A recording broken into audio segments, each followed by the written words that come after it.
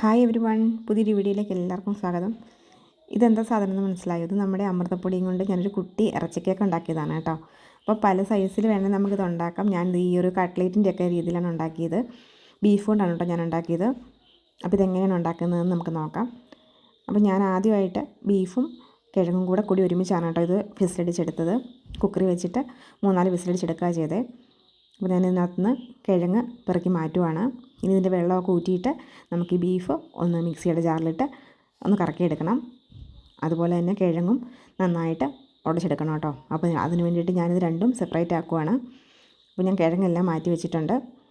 ഇനി ബീഫ് നമുക്ക് ഒന്ന് അടിച്ചെടുക്കാനായിട്ട് ഒന്ന് കറക്കിയെടുത്താൽ മതി. അതിനകത്ത് നന്നായിട്ട് നമുക്ക് ആവശ്യം പോലെ കിട്ടിക്കോളും. ഇതിലേക്കൊരു കുറച്ച് കുരുമുളക് പൊടി ഇടുകയാണെങ്കിൽ ഉപ്പും മാത്രം ഇട്ടാണിത് പുഴുങ്ങിയെടുത്തത്. അപ്പം ഞാൻ ഇങ്ങനെ അടിച്ച് വെച്ചിട്ടുണ്ട്. ഇനി ഇതിലേക്ക് ഒരു മുഴുത്ത സവാള കുഞ്ഞായിട്ട് അരിഞ്ഞത് ഇട്ട് കൊടുത്തിട്ടുണ്ട്. ഇനി വേണ്ട നമ്മൾ ഉരുളക്കിഴങ്ങ് നന്നായിട്ട് ഒന്ന് ഉടച്ച് നമുക്കിതിലേക്ക് ചേർത്ത് കൊടുക്കുകയാണ്. എരിവിന് ഞാൻ വേറെ പച്ചമുളകൊന്നും ചേർക്കുന്നില്ല. മീറ്റ് മസാല, ചിക്കൻ മസാല അത് നമ്മുടെ ഇഷ്ടം, അതനുസരിച്ച് ചേർത്താൽ മതി.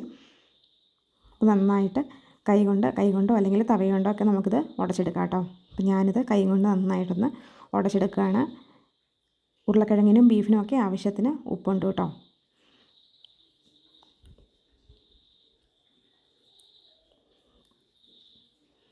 നന്നായിട്ട് ഉടച്ചെടുത്തിട്ടുണ്ട്. ഇനി അതും കൂടെ നമുക്ക് നമ്മുടെ ബീഫിലോട്ട് ചേർത്ത് കൊടുക്കാം.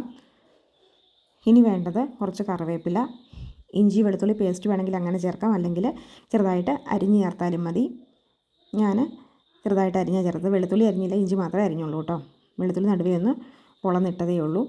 ഇനി എല്ലാം കൂടെ നന്നായിട്ടൊന്ന് മിക്സ് ചെയ്യാം. ഞാൻ 1 കപ്പ് അളവിലാണ് അമൃതം പൊടി എടുത്തേക്കുന്നത്. അമൃതം പൊടിയും കൂടി ഇട്ട് കൊടുത്തിട്ടുണ്ട്. എക്സ്ട്രാ വെള്ളം ചേർത്തല്ല നമ്മളിത് കുഴയ്ക്കുന്നത്. ഉരുളക്കിഴങ്ങിൻ്റെയും ആ സവോളയുടെയും ഒക്കെ വെള്ളം മതി നമുക്കിത് കുഴച്ചെടുക്കാൻ. ഇനി ഞാൻ കുറച്ച് മീറ്റ് മസാലയും കൂടെ ചേർത്ത് കൊടുത്തിട്ടുണ്ട്. 2 സ്പൂൺ കണക്കാക്കി ഇട്ടിട്ടുണ്ട്. ഇനി നമുക്ക് ഇഷ്ടമുള്ള ഷേപ്പിൽ കയ്യിലെടുത്തിട്ട് നന്നായിട്ടൊന്ന് റൗണ്ട് അടിച്ച് കൊടുത്താൽ മതി.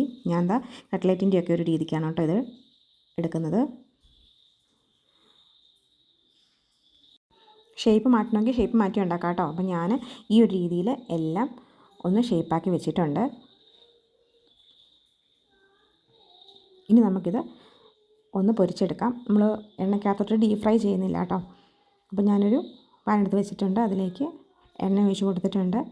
അതിലേക്ക് ഓരോന്നേരമായിട്ട് നമുക്കിത് വെച്ച് കൊടുക്കാം. ഇത് നന്നായിട്ട് മുരിഞ്ഞിട്ടെടുക്കുന്നതാണ് കേട്ടോ നല്ലത്. ഓരോ സൈഡ് നന്നായിട്ട് മുരിഞ്ഞിട്ടെടുക്കുന്നതാണ് നല്ലത്. എല്ലാം ഒന്ന് വെച്ച് കൊടുത്തിട്ട് നമുക്ക് നന്നായിട്ടൊന്ന് മുരിഞ്ഞതിന് ശേഷം അടുത്ത സൈഡിലോട്ട് മറിച്ചിട്ട് കൊടുത്താൽ മതി കേട്ടോ. ഹൈ ഫ്ലെയിമിൽ വെച്ചാലും കുഴപ്പമൊന്നുമില്ല. നമ്മൾ ഇട്ടിട്ട് അങ്ങോട്ട് മാറിപ്പോകാതിരുന്നാൽ മതി. ഒന്ന് ഇടയ്ക്കിടയ്ക്ക് തിരിച്ചിട്ട് കൊടുത്താൽ മതി. നമ്മൾ തിരിച്ചെല്ലാം ഇട്ട് കൊടുത്തിട്ടുണ്ട്.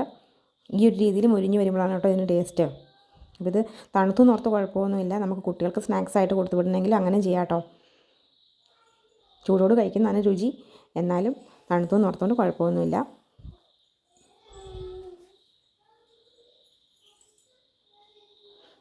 ഞാൻ സോസൊക്കെ വെറുതെ എടുത്ത് വെച്ചു എന്നേ ഉള്ളത്. വെറുതെ കഴിക്കാനാണ് കേട്ടോ ടേസ്റ്റ് കൂടുതൽ. കുഞ്ഞുമക്കളൊക്കെ വീട്ടിലുണ്ടെന്നുണ്ടെങ്കിൽ നമുക്ക് അമൃതപ്പൊടി കിട്ടുമല്ലോ. അപ്പോൾ ഇങ്ങനെയൊന്ന് ട്രൈ ചെയ്ത് നോക്കിക്കോളൂ കേട്ടോ. എല്ലാവർക്കും ഇഷ്ടമാകും. വലിയവരെന്നും ചെറിയവരെന്നൊന്നുമില്ല, എല്ലാവർക്കും ഇഷ്ടപ്പെടും കേട്ടോ. അത്രയും ടേസ്റ്റിയാണിത്. അപ്പോൾ നമ്മുടെ ഇന്നത്തെ വീഡിയോ ഇത്രയേ ഉള്ളൂ. ഇഷ്ടമാണെങ്കിൽ നമ്മുടെ ചാനൽ സബ്സ്ക്രൈബ് ചെയ്ത് സപ്പോർട്ട് ചെയ്യാൻ മറക്കണ്ട. അതുപോലെ തന്നെ ലൈക്ക് ചെയ്യാനും ഷെയർ ചെയ്യാനും കമൻറ്റ് ചെയ്യാനും ഒന്നും മറക്കണ്ട കേട്ടോ. അപ്പോൾ പുതിയൊരു റെസിപ്പി ആയിട്ട് നമുക്ക് വീണ്ടും കാണാം. അതുവരേക്കും tata bye bye. Okay, see U.